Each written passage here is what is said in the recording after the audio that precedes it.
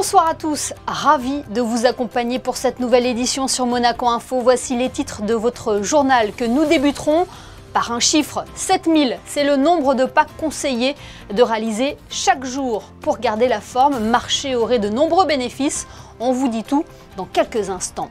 Le centre botanique abrite l'une des plus belles collections au monde de cactés et de plantes succulentes, un joyau végétal discret que nous vous ferons découvrir dans ce JT. Elle veille au bon fonctionnement d'un réseau souterrain complexe. Nous avons suivi ce soir la section assainissement de la direction de l'aménagement urbain. Et puis l'été est souvent une invitation à l'apéro avec ou sans alcool. Le vin s'invite à nos terrasses.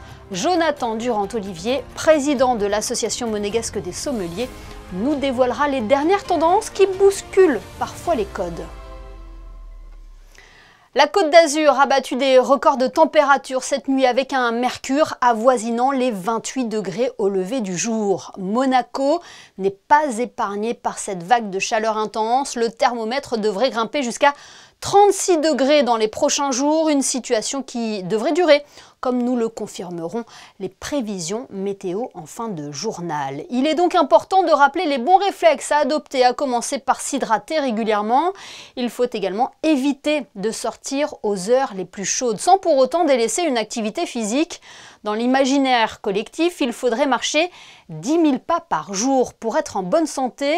Une récente étude a revu ce chiffre à la baisse en décrétant que seuls 7 000 pas suffiraient.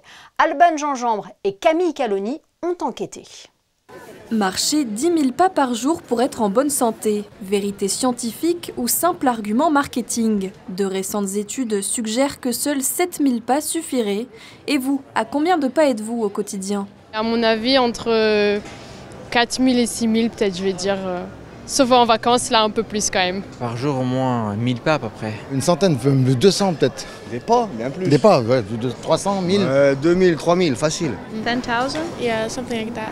12 000 à peu près. Ça permet de se dépenser sans forcément trop forcer, puis on profite aussi des balades, donc c'est bien. J'essaie de courir tous les 2 jours une vingtaine de kilomètres. So far is about 13,000, but normally for the day will probably be 25 or 30. Le plus important, c'est d'adopter un style de vie actif. Pour ce médecin, il existe un lien avéré entre le nombre de pas effectués quotidiennement et les effets sur la santé. Récemment, en 2024, une étude a montré que réaliser 10 000 pas par jour diminuait la mortalité d'un tiers, diminuait les maladies cardiovasculaires, les accidents vasculaires cérébraux, les cancers, les pathologies diabétiques et les pathologies psychologiques, dépression, démence. Alors pour ma part, j'en suis à 2700 pas d'après mon podomètre, donc j'y retourne pour accomplir mon objectif du jour. Et justement, voici quelques idées d'itinéraire à Monaco, des balades de 5 à 8 km pour réaliser entre 7000 et 10 000 pas. Et comme balade pour réaliser vos 7000 pas quotidiens, pourquoi ne pas aller découvrir l'une des plus belles collections au monde de cactés et de succulentes? Et c'est au centre botanique du jardin exotique qu'elle se trouve. Depuis 1960, les serres abritent un important patrimoine de plantes que vous dévoilent Fabien Bonilla et Thomas Deus. Depuis sa création, le centre botanique du jardin exotique regroupe des plantes dont certaines sont extrêmement rares, comme cette aloe dichotoma, il en existe une centaine seulement dans le monde, ou encore ce mélocactus arborant un chapeau si particulier. Au total, 10 500 plantes y sont référencées, soit 10 000 en pot et 500 en pleine terre. Ce sont des plantes qui ne peuvent pas vivre à l'air libre, donc on a des abris et des serres qui les abritent. Nous sommes tournés vers la protection de l'environnement parce que ces plantes sont protégées, environ 90% sont protégées par la CITES et l'IUCN. On fait aussi de la pollinisation contrôlée, c'est-à-dire qu'on va venir manuellement polliniser les plantes afin d'avoir des espèces pures. Et on fait après par la suite un catalogue de graines qu'on appelle Index Seminum qu'on partage dans le monde entier, dans les jardins du monde entier. Durant l'été et même pendant la période de canicule, pour l'ensemble de ces plantes, la chaleur ne leur fait, si je puis dire, ni chaud ni froid. Alors il faut s'inquiéter pour nous, mais pas pour elles. Ce sont des plantes xérophytes donc, qui aiment particulièrement la chaleur et qui sont très bien dans cet environnement chaud et sec. Les besoins en eau de ces plantes sont quand même énormément réduit par rapport aux plantes de nos appartements ou même de nos villes. Et donc elles sont économiques en eau, elles ont quand même besoin d'eau parce qu'elles sont protégées par des serres, donc il faut quand même leur apporter de l'eau. Mais ce sont des plantes qui dans leur pays, des fois, ne profitent pendant des années que de la rosée du matin. Le jardin exotique devrait rouvrir ses portes en octobre, sachant en attendant que l'on peut librement visiter les serres du centre botanique du mardi au samedi de 8h30 à 16h. Intéressons-nous à présent à ces métiers de l'ombre. Chaque jour, la section assainissement de la direction de l'aménagement urbain veille au bon fonctionnement d'un réseau souterrain aussi discret qu'essentiel, les égouts. Dans ce labyrinthe méconnu des hommes et des femmes assurent la propreté et la sécurité d'un système fondamental pour le pays. Le reportage de Fabien Bonilla et Julien Laugier. Il existe, comme ce canal, 68 km de réseau dans toute la principauté entre les eaux pluviales et les eaux usées. Allons plus en surface, ce camion par exemple récupère du sable qui s'est déposé dans les égouts. Juste à côté, à proximité du virage de la Rascasse, dans le tunnel situé sous le rocher, c'est là que se trouve l'usine de pré-traitement où sont pompées les eaux usées de la principauté. Ici, on y récupère également du sable, 2 tonnes par semaine, des graisses, 6 mètres cubes par semaine et environ 500 kilos de déchets par jour, déchets qui peuvent monter à 2 tonnes en seulement 30 minutes les jours de forte pluie. Une fois ce premier tri effectué, l'eau va direction à la station d'épuration de Fontvieille où un traitement physico-chimique et biologique y est effectué avant de faire partir ces eaux traitées vers le large en mer. Ce sont au total 27 personnes qui travaillent 24 heures sur 24, 7 jours sur 7 au sein de la section assainissement de l'Ado. Ils ont une mission qui pour la communauté est indispensable. Si par exemple vous ne faites rien, si vous ne ramassez pas le sable, si vous n'intervenez pas dans les égouts, au bout du compte, qu'est-ce qui se passe ? Mais le réseau va peu à peu s'obstruer, on va avoir de plus en plus de sable de déchets qui vont réduire la section des collecteurs. Donc c'est un entretien qui est obligatoire. Après on risque d'avoir des obturations des réseaux, des problèmes d'odeur. Si on ne fait pas ces entretiens, on risque d'avoir d'autres problèmes derrière. Les missions de la section assainissement ne s'arrêtent pas là. Ils ont en charge également la lutte contre les nuisibles, rats, cafards, moustiques, pigeons, dans les parties publiques de la principauté. Pour les moustiques, on va être présent de mai à fin octobre avec des campagnes régulières d'action sur les gîtes larvaires. On va utiliser des produits bio pour éliminer tout le développement des larves de moustiques sur les endroits d'eau stagnante. Pour la partie dératisation, on va mettre en place énormément de pièges à rats sur la principauté où les agents vont régulièrement passer pour vérifier les appâts et pour pouvoir regarder s'il y a des zones qui sont plus assujetties à des développements, à des proliférations de rats ou autres. Donc régulièrement, par rapport aux rats, tout le long de l'année, on va avoir des campagnes tous les 2-3 mois sur tout l'ensemble de la principauté. Pour finir, l'eau devient un bien précieux, surtout en période de canicule. Il faut donc faire attention à sa consommation. À titre d'exemple, aux alentours de midi, chaque seconde, 350 litres d'eau usée partent dans les égouts de la principauté. Chaque été, le vin s'invite en terrasse, à l'apéro ou autour d'un barbecue. Il apporte fraîcheur et légèreté.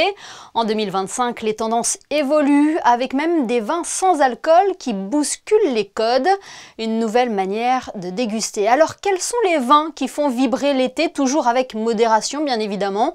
Pour le savoir, nous sommes en duplex avec Jonathan Durand-Olivier, sommelier au Méridien Beach Plaza et président de l'association monégasque des sommeliers. Bonsoir Jonathan. Bonsoir Émilie. Est-ce que les vins restent un produit de référence pour nos apéros en été, Jonathan? Mais bien sûr que c'est un produit de référence, surtout à Monaco. Est-ce qu'il y a On est très content de servir durant l'été de très jolis vins, de très belles références, et plus que jamais.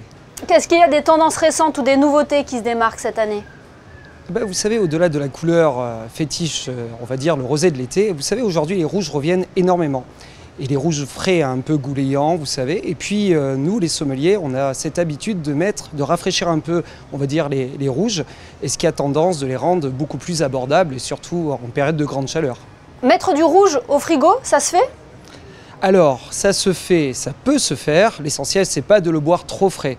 Mais chez nous, on les sort à 15 degrés et on les pose juste sur la glace, de façon honnêtement qui garde à peu près une température optimale de service. Et dans ces cas-là, vous avez des belles fraîcheurs qui arrivent avec des baies effluves et puis vous avez surtout des parfums extraordinaires. Le rosé, le blanc restent des produits abordables et populaires ? Bien sûr. Bien sûr, bien sûr, bien sûr. Vous savez, aujourd'hui, la Provence et voire même les autres régions françaises sont munies de talentueux vignerons qui font que c'est simple. Du rosé, on en trouve pour tous les goûts, pour tous les prix. Et au contraire, je pense qu'il faut les encourager toujours en achetant ce genre justement de vin. Et quels produits vous nous conseilleriez pour notre été ? La Provence, c'est magique. Mais vous savez, vous avez la Corse et vous avez surtout le Languedoc. Et dans le Languedoc, on trouve aujourd'hui maintenant des choses qui sont extraordinaires. Parce que ce sont non seulement des rosés un peu, qui ont un peu de typicité, un peu de, on va dire, un peu d'épices. Mais surtout qui restent, pour moi en tout cas, très faciles à boire. Et puis surtout, cette teneur un peu de pêche, de citron que j'adore. Et je trouve que le Languedoc fait très très bien en tout cas son travail.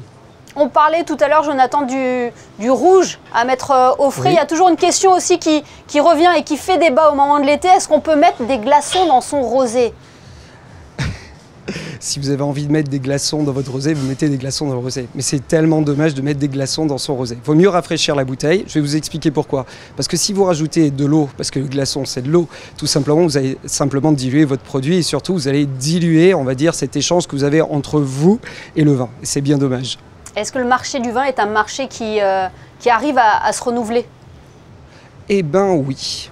Eh ben oui, parce qu'aujourd'hui, parce que c'est compliqué, parce que c'est vrai qu'on fait un peu plus attention, on boit un peu moins, et ben en fait, les vignerons, ils ont tendance un petit peu à réinventer leur savoir-faire en allant, vous voyez, des fois même par exemple sur des vins sans alcool, à essayer de travailler, on va dire, d'autres méthodes et toujours être, on va dire, à la pointe du demande du consommateur. Et ça, c'est pour moi, je trouve ça très intelligent auprès des vignerons, de toujours se mettre à la place du consommateur et d'être à la pointe, on va dire, du qu'en dira-t-on et ce que veut absolument le consommateur. Et comment on arrive à désalcooliser des vins ?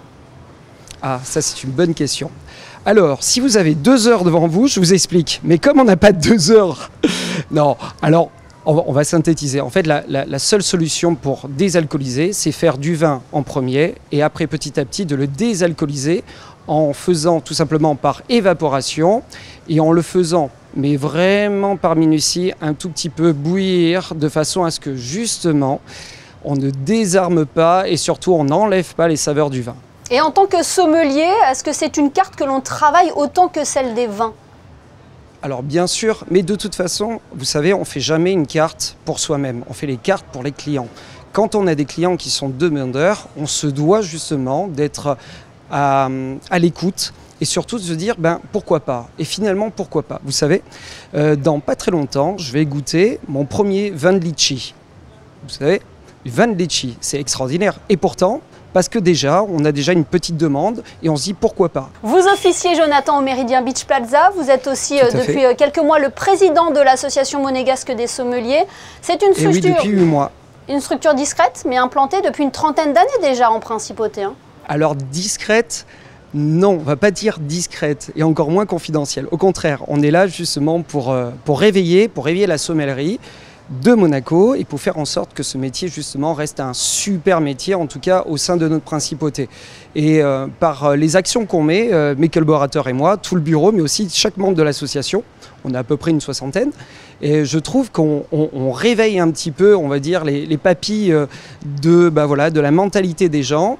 Et je pense qu'au sein de Monaco, on fait plein de choses au travers de la sommellerie et de l'association. Justement, quelles sont vos actions ?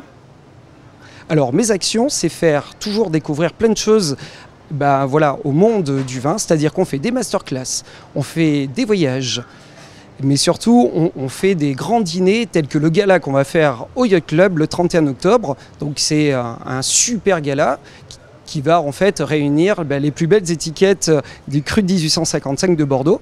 Et ça va être juste magnifique. Très bien. En tout cas, on a noté le rendez-vous de fin octobre. Merci beaucoup. C'est gentil. Jonathan Durand-Olivier, d'avoir été notre invité ce soir. Inutile de rappeler que l'alcool est à consommer avec modération. Merci pour tous vos conseils. Merci à vous et à tout bientôt. Des nouvelles des Suricates de Monac. Rappelez-vous, ce binôme d'aventurières avait participé au rallye des Gazelles en 2024. Cette année, les 2 femmes reviennent avec un nouveau défi, gravir le Mont Blanc. Un challenge qu'elles relèveront pour la bonne cause, puisque les fonds récoltés lors de leur aventure seront reversés à l'association Handicap International. L'ascension est prévue du 6 au 13 septembre. Les détails au micro d'Alban Gingembre et Julien Laugier. On a choisi de passer par la voie historique, la voie emblématique, c'est-à-dire celle qui a ouvert cette ascension en 1786, départ de la ville de Chamonix. Et on va donc passer par le glacier des Bossons et arriver jusqu'au sommet. Ça va représenter un peu plus de 3700 mètres de dénivelé, positif et donc négatif. Et on va faire ça en 4 jours. Et on a avec nous un guide très expérimenté en la personne de Christophe Profit. Christophe Profit, dans les années 80, était très connu pour avoir enchaîné des ascensions les plus mythiques. Et donc, il a accepté de nous accompagner dans ce défi. On va marcher pour Handicap International et en particulier son programme Limba, en fait, qui consiste à recycler, récupérer, transformer des prothèses de membres inférieurs, donc de jambes, qui vont ensuite être envoyées en Afrique pour des personnes qui ne peuvent plus marcher ou qui sont amputées. Donc en quelque sorte, nous, on va marcher pour que d'autres personnes puissent à nouveau vivre debout et remarcher. Les dons, j'espère qu'il y aura beaucoup de dons, nous permettront de soutenir Handicap International. Juste pour donner une petite idée, la hauteur du Mont Blanc en équivalent euro, donc 4807 mètres, 4807 €, ça nous permet, et ça permet à Handicap International d'acheminer 45 prothèses de jambes.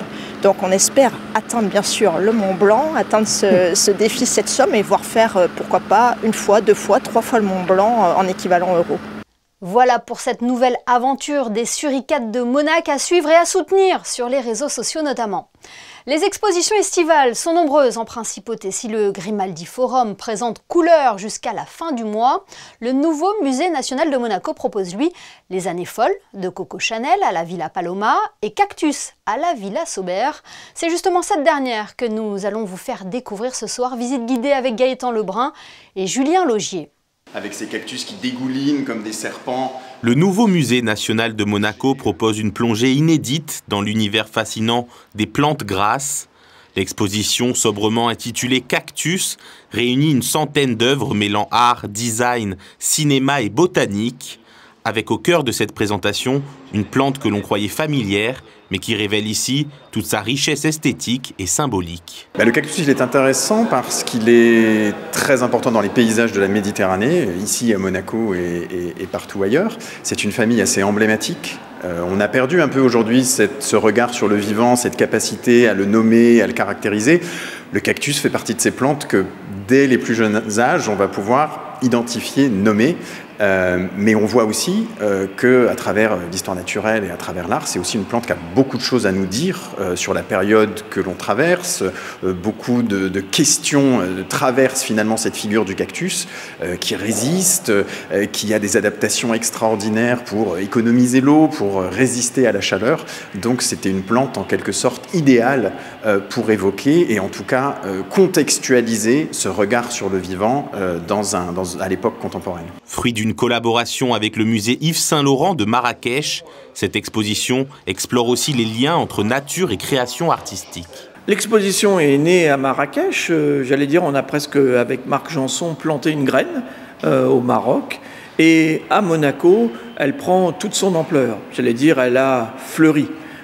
Au fond, Monaco était la terre d'élection pour une exposition sur les cactus, puisqu'évidemment tout le monde a en tête le merveilleux jardin exotique qui a été, dans l'entre-deux-guerres, un endroit de réalisation de ce rêve, de rassembler des cactus. Et au fond, c'est une sorte d'exposition de cactus, le jardin exotique. Donc là, c'est une sorte de contrepoint, une espèce de rapport, j'ai tenté de dire, dialectique, entre le jardin de Monaco et évidemment le regard artistique sur cette forme extraordinaire qui est un cactus. Une exposition à découvrir jusqu'au 11 janvier 2026 dans les jardins et les salles de la Villa Saubert. Ce journal est à présent terminé, merci de nous avoir suivis. Dans quelques instants, la météo d'Alban Gingembre suivi d'un nouvel épisode de l'écho du pavillon à l'exposition universelle d'Osaka. On se quitte avec une immersion ludique dans l'univers maritime avec le Sea Adventure Camps. du Yacht Club de Monaco. Un reportage à découvrir dans notre édition de demain à 19 h. Soyez au rendez-vous. Belle soirée à tous.